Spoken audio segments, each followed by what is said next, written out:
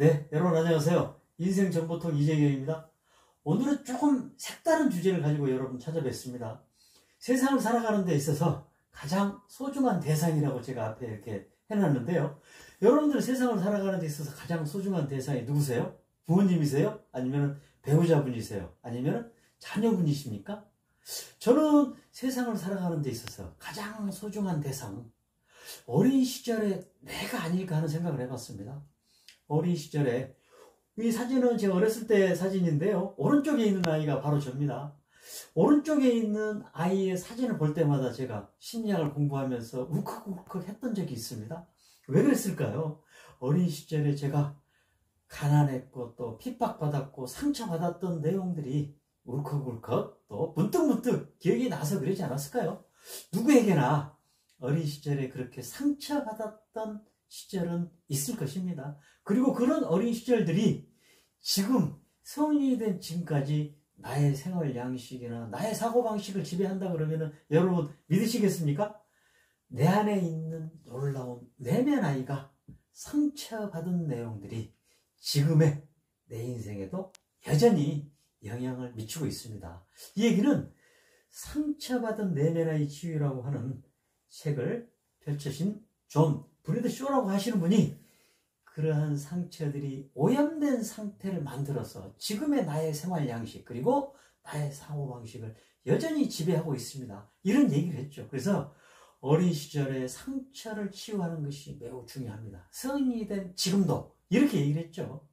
또 다른 심리학자 에릭 번이라고 하는 교류 분석의 창시자는, 이분이 이제 캐나다 정신과 의사인데요. 이분은 자아, 상태, 모형이라는 이 모델을 가지고 누구에게나 자아로서 세 가지 자아가 있다고 주장을 했습니다. 그것을 우리는 에고그램이라고 하는데요. 그 자아 상태를 부모 자아, 그리고 어른 자아, 그리고 어린이 자아, 이렇게 설명을 했습니다. 누구에게나 이 세 가지 자아가 존재하는데 어떤 자아가 어떻게 자신을 지배하는가에 따라서 여전히 어린이 상태에 머물러 있는 사람도 있을 것이고 부모와 같이 엄격하고 비판적인 자아 상태를 유지하는 사람도 있을 것이다 라는 얘기를 했죠. 우리가 이 세 가지 자아 상태를 잘 균형 맞추고 보조를 잘 맞췄을 때 비로소 성인으로서 제대로 된 역할을 할 수 있겠지만은 여전히 자아 상태를 어린이 자아 상태로 유지를 하고 있다 그러면은 결코 바람직한 성인의 역할을 하는 데 있어서 한계가 있겠죠. 어린이 자아 상태는 자유로운 그리고 자기중심적 그리고 감정적이고 본능적 자아가 있고 순응한 어린이처럼 타인의 의식을 통해서 스스로 자신의 판단을 하지 못하고 의존적 자아를 발휘하는 경우들이 있죠. 이 세 가지 자아 상태가 균형을 맞추고 잘 조화롭게 하도록 하는 것이 우리가 성장하고 또 성숙해가는 그런 과정이라는 생각이 듭니다. 우리가 내 안에 있는 상처받은 내면 아이가 어떻게 하면은 좀 더 성숙하고 성장할 수 있도록 만들어 갈까요? 하는 얘기가 오늘의 화두가 되겠습니다. 실제로 우리가 겪는 많은 불행들 그리고 현 시점에서 많은 행동 양식의 많은 잘못된 부분들이 상처받은 내면 아이의 목소리를 무시하는 것에서 시작된다고 합니다. 그래서 제가 오늘 말씀드리고자 하는 것은 나에게 가장 필요한 소통의 대상은 바로 성장을 멈춰버린 그리고 여전히 어린아이에 머물러 있는 내가 아닐까 하는 제안을 드리고자 합니다. 그래서 이렇게 성장을 멈춰버린 상처받은 내면에 있는 어린아이와 같은 또 다른 나를 불러내서 성장을 시키는 훈련이 필요하다라는 제안을 드립니다. 그래서 첫 번째 제안은 이런 얘기죠. 당신의 내면 아이와 대화를 합시다.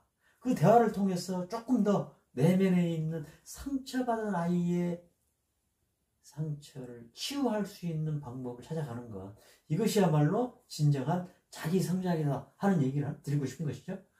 내면 아이와 대화 성장 훈련은 이렇게 매일 내면 아이와 일정 시간 대화를 하는 것, 그리고 힘들 때 어렵고 또 이렇게 불쑥불쑥 튀어나오는 내면 아이의 상처들을 스스로에게 대화를 걸어서 몇 살인지, 현재 기분이 어떤지, 또 무엇을 원하는 것인지 라는 얘기들을 통해서 스스로 성장할 수 있는 계기들을 만들어주는 것이죠. 실제로 이런 대화를 통해서 과거의 나와 또 다른 성장 얘기를 해나가는 것이라는 것, 이게 매우 의미 있는 훈련 과정이라는 생각이 듭니다.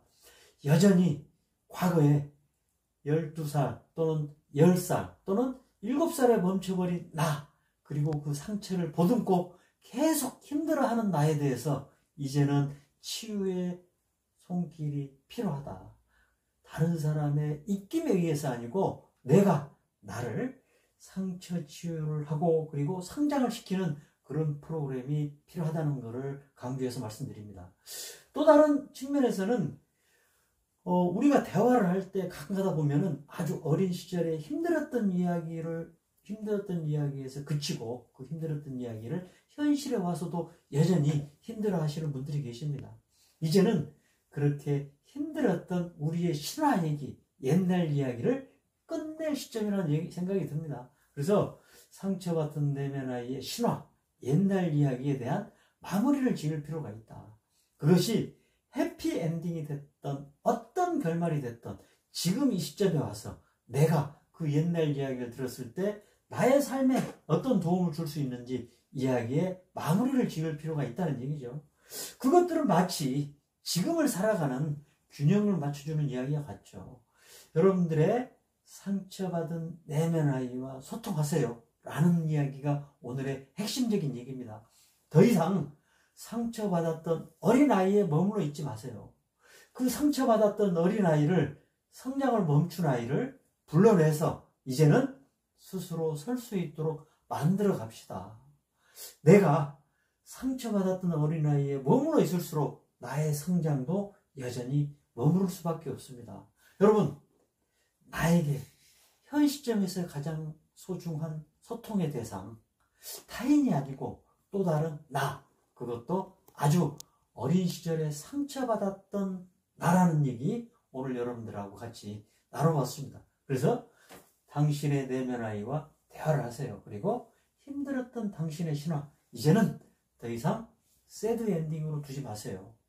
해피 엔딩을 만들어 끝을 맺어주세요 라는 얘기로 오늘 말씀을 마치도록 하겠습니다. 감사합니다.